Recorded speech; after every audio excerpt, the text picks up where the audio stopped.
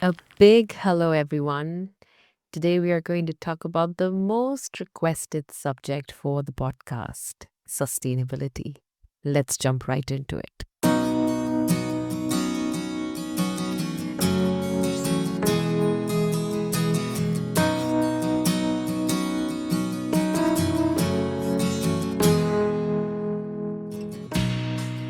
On my annual trip to the University of Oxford in April, where I sit as a judge for an international moot court competition, I usually line up work meetings during my stay in Oxford.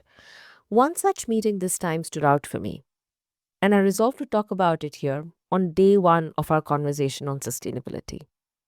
So, the said meeting was with a tech developer, a tech entrepreneur who had finished his training in entrepreneurship with a focus on SMEs, which are small and medium enterprises, and how to create and scale one sustainably.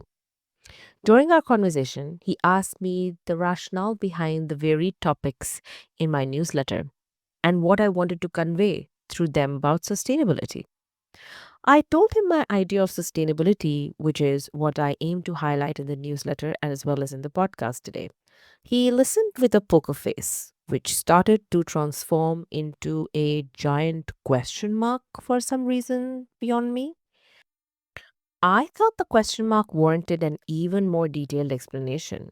So I went on to talk about sustainability as a holistic concept, a delicate balance between economic growth, social progress, and environmental protection.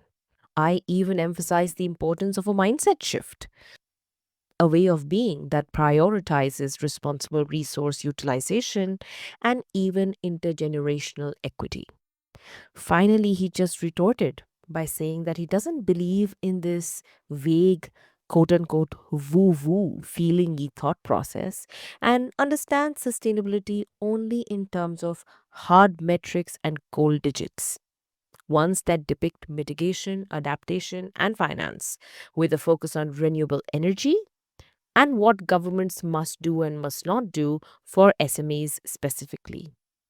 Wait, what?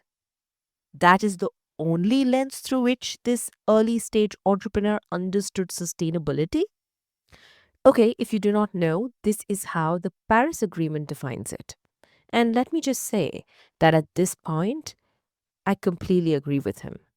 I agree with him and his definition, and you'll see why. For now, if you're not familiar with the Paris Agreement, this is what you need to know.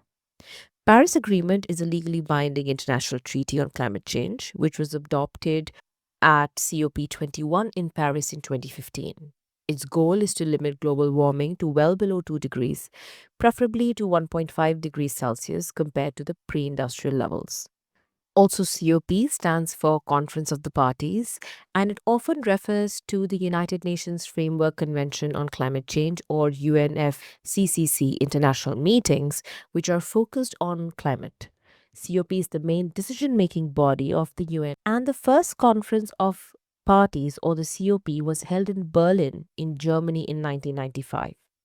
Since then, representatives of all the parties or the countries that have agreed to participate in and be bound by this convention meet every year to negotiate new measures and review parties' progress against the overall goal of the convention to limit climate change.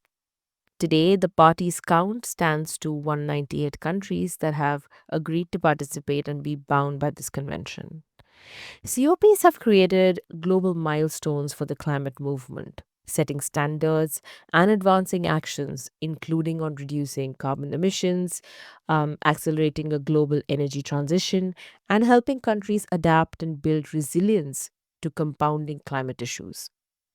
And they're also a really crucial component in bringing governments together while also mobilizing the private sector, civil society, industries, and individuals to tackle the climate crisis. So in 2015, at COP21, the first legally binding global treaty on climate change was adopted, which was the Paris Agreement. This agreement has a bottoms up approach where party countries individually decide by how much they will reduce their national emissions each year. And the parties communicate these targets to the UNFCCC Secretariat in the form of Nationally Determined Contributions, or the NDCs, which are revised every 5 years for them. Okay, that information will work for you for now. But of course, if you haven't dived into the rich repository of resources that accompany every episode of the LTB podcast, you must do that today. It'll give you a much better context of the themes of this podcast, and soon everything will start getting pieced together in your mind. I'm leaving more information for you about this and the other topics in the show notes below, which I urge you to take a look at during the course of our discussion today. So, coming back to my conversation with this tech entrepreneur, he referred to the Paris Agreement, and what I alluded to in my conversation was the paraphrased version of sustainable development as it was defined in 1987 by the Brundtland Commission, which is where the concept of sustainability sprouted from. In 1983, former Norwegian Prime Minister Gro Harlem Brundtland was asked to run the World Commission on Environment and Development for the United Nations. Many countries were still in poverty after decades of industrialization, which had come at a cost to social equity and the environment. The Brundtland Commission's report, titled Our Common Future, defines the need for sustainable development, a holistic approach that considers the environment, the economy, as well as equity. The exact words used in these reports were this: sustainable development is the development that meets the needs of the present without compromising the ability of future generations to meet their own needs. Here, I'd like to highlight one distinction so you have it clear at the outset. Sustainable development is an approach to growth and human development that aims to meet the need of the present generation without compromising the ability of the future generations to meet their own needs, as it was said in the Our Common Future report. Sustainable development overlaps with the idea of sustainability, which is a normative concept. UNESCO formulated a distinction between the two concepts as follows. Sustainability is often thought of as a long term goal, that is, for a more sustainable world, while sustainable development refers to the many processes and pathways to achieve that particular goal. Leaving the links to all of this in the description box for you to assist you in really locking this distinction in once and for all. In the absence of one harmonious definition of what sustainability might mean, we can at least agree on the fact that sustainability means different things to different people, and its definitions have varied literature, context, as well as time. But this highly educated, extremely successful tech entrepreneur actually rejected my view in the face of what he considered to be the only right nomenclature and vocabulary for what sustainability could mean. I will let this question hang here actually, as it's an important one for reasons beyond my ego, and I'm positive that at the end of this episode, I will not have to answer this for you. Actually, instead of giving you one monolithic definition or concept to stick to today, I will rely on three stories that I'm sure you all have already heard, whether you're a school kid or an entrepreneur. I guarantee you that these stories will give you a renewed perspective and help you in appreciating the importance of context in approaching this umbrella of sustainability. The first story is of the ancient Indian fable of the blind man and the elephant. It's a tale of six blind men encountering an elephant, each man touching a different part of the elephant: leg, trunk, tail, so on and so forth. They form a completely different idea of what the elephant is depending upon the part that they were touching. One believes it's a pillar, another a rope, and so on and so forth. This fable, old as time, brilliantly and simply captures the essence of how we perceive and understand complex issues. Now, I urge you to think of sustainability as that elephant. It's a massive concept with many, many facets. Environmentalists' idea of sustainability is to prioritize biodiversity conservation and reducing pollution. So when they see the elephant as a majestic creature, they also see the need to protect it. Economists, on the other hand, focus on long term economic growth and resource efficiency. To them, the elephant represents a valuable resource that can be utilized sustainably. And then there are social justice advocates who emphasize equity, fair labor practices, and community well being. For them, the elephant symbolizes the interconnectedness of human society and the environment. Now, can we say any of these perspectives is wrong? Absolutely not. Each perspective offers crucial insights. Neglecting environmental concerns for short term economic gains is unsustainable in the long run. Similarly, the environment provides the very foundation upon which our economies are built. So, ignoring economic realities can hinder social progress as well as effective environmental solutions. Now, if every expert will approach this large umbrella of sustainability through their individual perspectives, understandably, they will also set up their own goals to achieve their version of sustainability. How does one tackle that?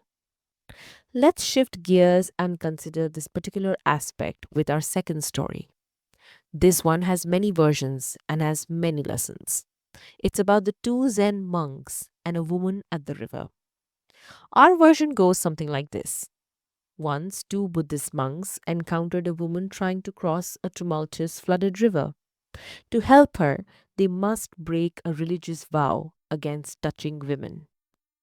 Now perplexed, they go deep into a discussion of what the right thing to do would be in this case. One monk argues against helping the woman, citing the importance of upholding their never to be broken vows. The other questions the exception to the vows and prioritizes compassion above all else. They both are vehemently in favor of helping the woman in need, but just can't decide what to do. The discussion between these monks in this story mirrors the challenges we face in finding truly sustainable solutions in any industry. And it is unfortunately the same between different sustainability goals as well. For instance, my advisory work in the agri-tech and energy sectors revealed to me that sustainable agriculture can sometimes involve land use changes that affect biodiversity negatively. Similarly, renewable energy sources like wind power may impact bird populations through habitat alterations, which reduce habitat utilization due to disturbance, collision mortality, and barriers to movement. Therefore, they also create a negative environmental impact.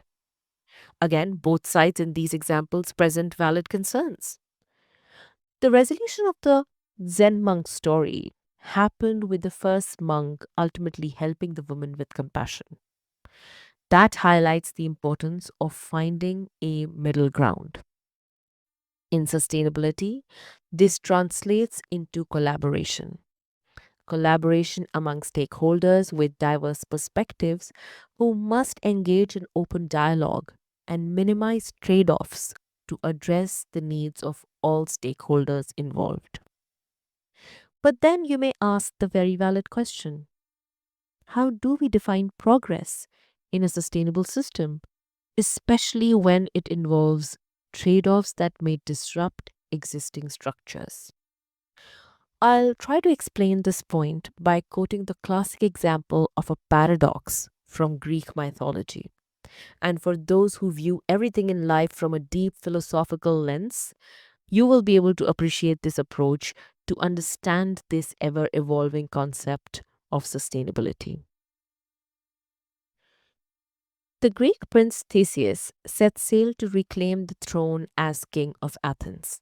During his journey, parts of Theseus's ship began to break or decay. Theseus and his crew replaced these parts as they sailed as and when they needed him. Eventually, each part of the ship is replaced, meaning the ship of Theseus is made of entirely new pieces. The question of the paradox is this: given this information, is the ship of Theseus still the same ship on which Theseus set sail? In contemporary philosophy, this thought experiment has applications to the philosophical study of identity over time. It has inspired a variety of proposed solutions and concepts in contemporary philosophy of mind concerned with persistence of personal identity. Now, how does this ancient Greek thought experiment relate to something like sustainability? Well, take a beat and think about it. Sustainable development often involves significant transformations. We're talking about transitioning away from certain things and practices that are central to our modern day existence. Sustainable development calls for a transition away from things like fossil fuels, revamping our food systems, and creating more equitable societies. These changes are essential, but they are inevitably going to disrupt existing structures and existing ways of life. Let me elaborate this with the help of an example from my daily line of work in the fashion industry, where the definition of sustainable fashion is constantly evolving. What was once considered natural or eco friendly might now be seen as problematic. So let's pull back the curtain and explore some of these shifting sands. For a long time, natural was the golden word in sustainable fashion. Think organic cotton, linen, and pure wool, all derived from nature, right? Well, yes and no. While these materials seem harmless, their production can have a significant environmental impact. So let's take organic cotton, for example.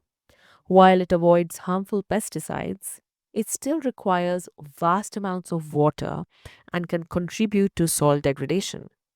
Let's not forget about social issues surrounding cotton farming, like fair wages and working conditions. The problem with focusing solely on natural, the word, is that it overlooks the entire life cycle of the garment. It's not just about the raw material, but also about the dyeing process, transportation, and ultimately the end of life disposal. So, while organic cotton might be a step in the right direction, it's not a silver bullet. We need a more holistic approach to sustainability. Enter recycled materials. Polyester made from plastic bottles, recycled wool, even denim regenerated from old jeans. These innovations seemed like a game changer when they began, and they truly are.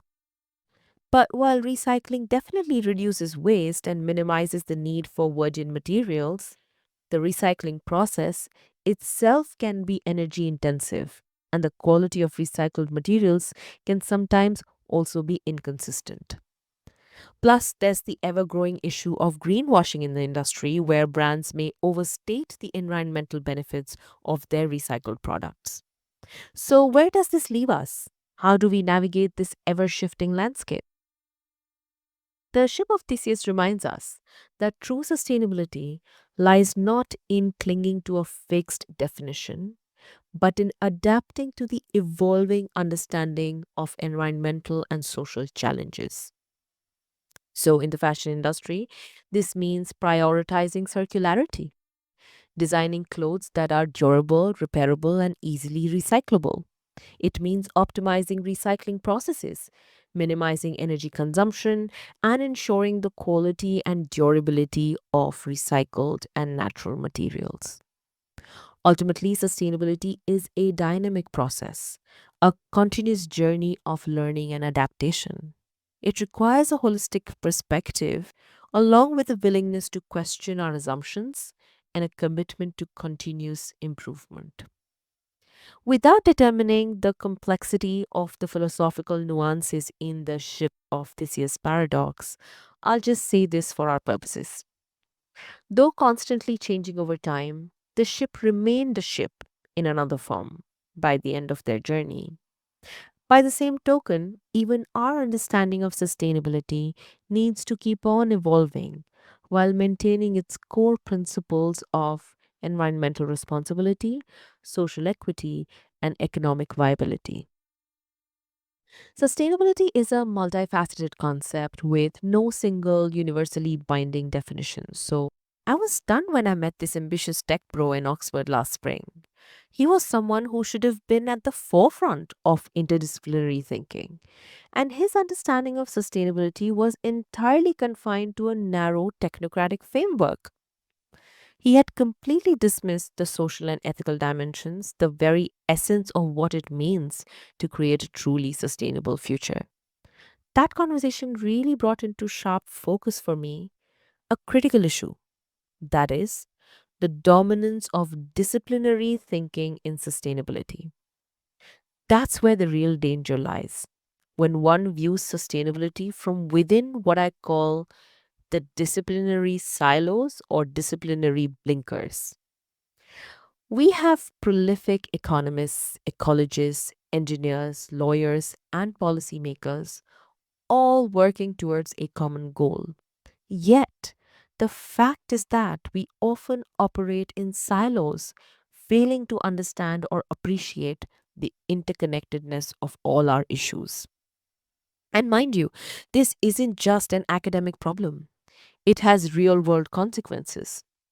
Imagine a brilliant engineer developing a revolutionary solar panel, completely oblivious to the social impact of its production on local communities, or an economist advocating for green policies without considering the environmental justice implications for marginalized populations.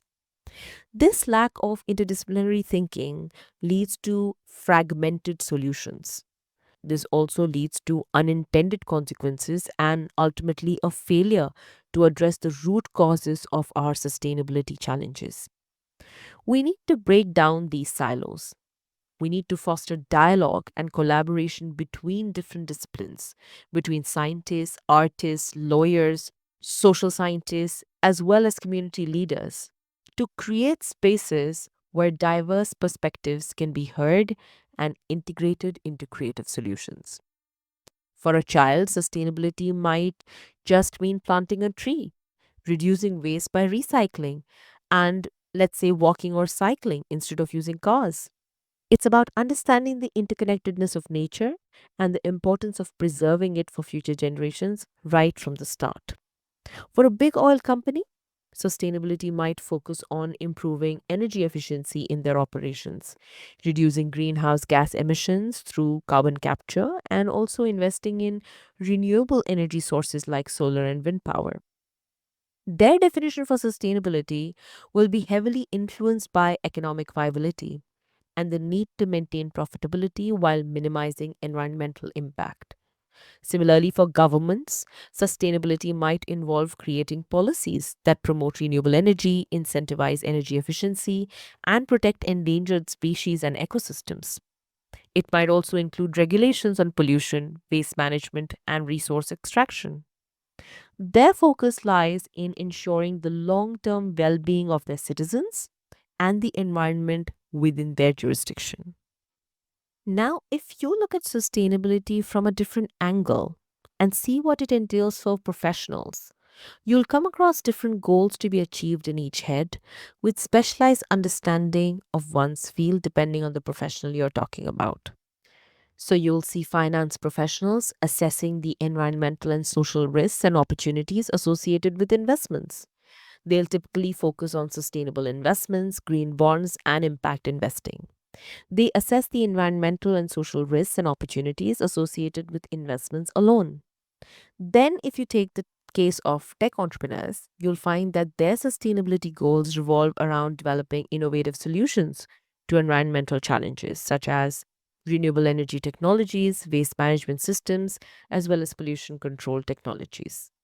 By the same token, lawyers and strategists like me typically help businesses comply with emerging regulations and navigate complex legal and policy frameworks. Most of us have our own areas of expertise and specialize in strategizing for sustainable business practices from that particular perspective. I can, of course, elaborate a bit on this with an example from my advisory work in the sustainable fashion industry. In any given scenario, I can help an entrepreneur in the fashion industry streamline their business with specific deliverables. Let me share the top three with you so you can get a better insight into some actionable items for sustainability. First, I focus on tailoring comprehensive sustainability reports and strategies adhering to the Global Reporting Initiative or GRI standards covering environmental, social, and governance aspects or the ESG aspects with the specific needs of the business along with the Paris Agreement's aims in mind.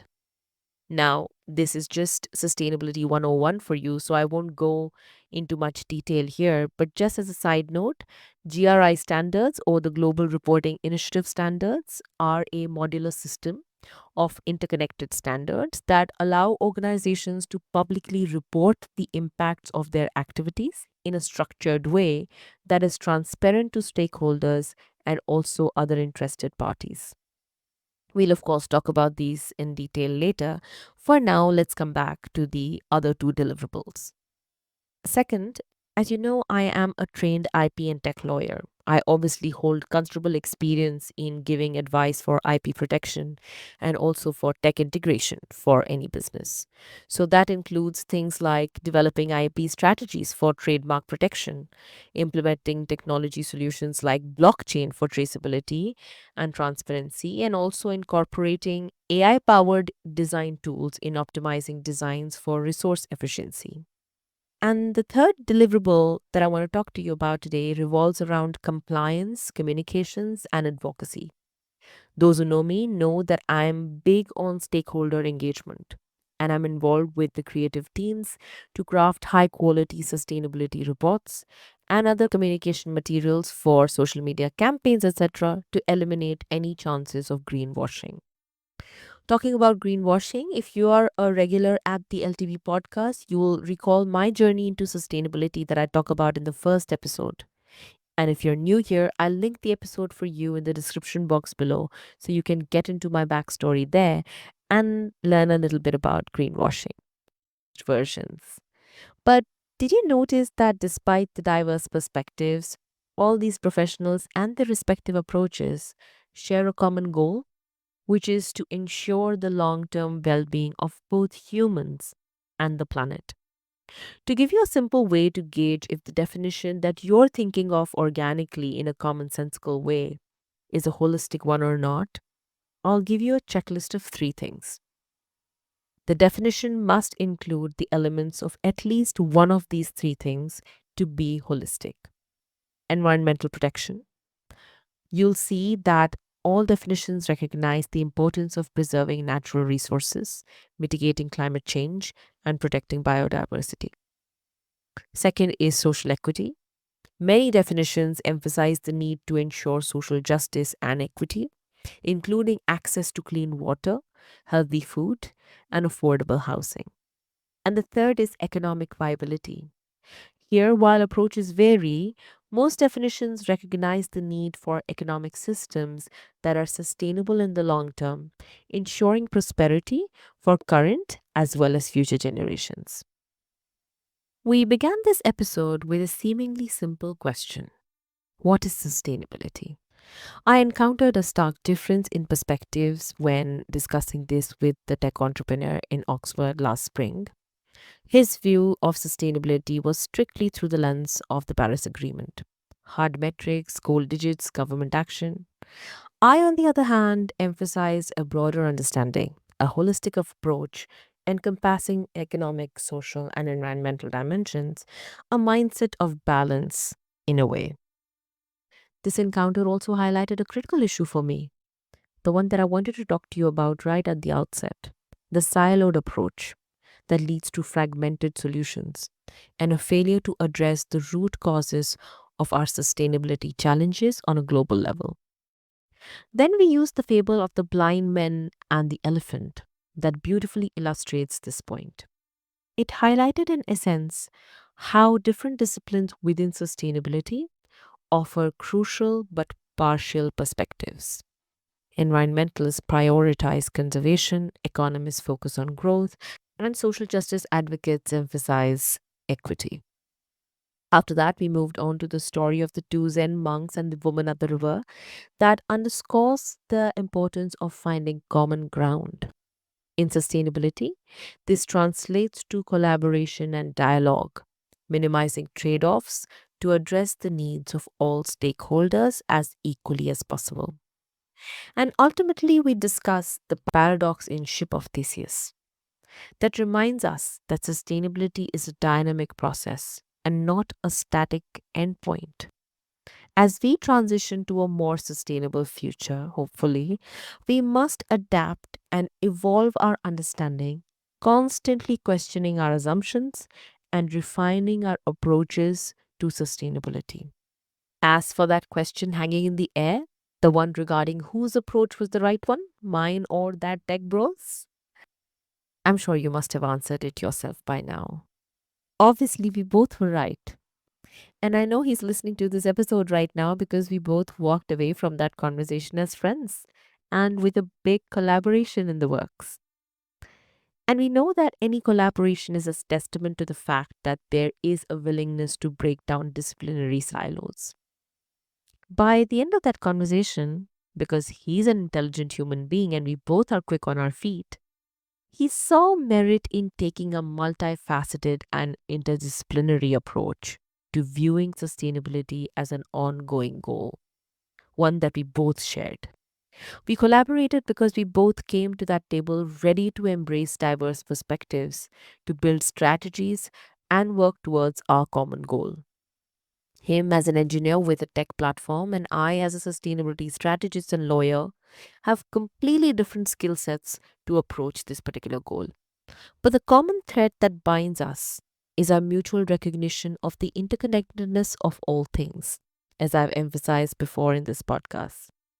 We collaborated to build a future where human needs are met without compromising the ability of future generations to meet their own.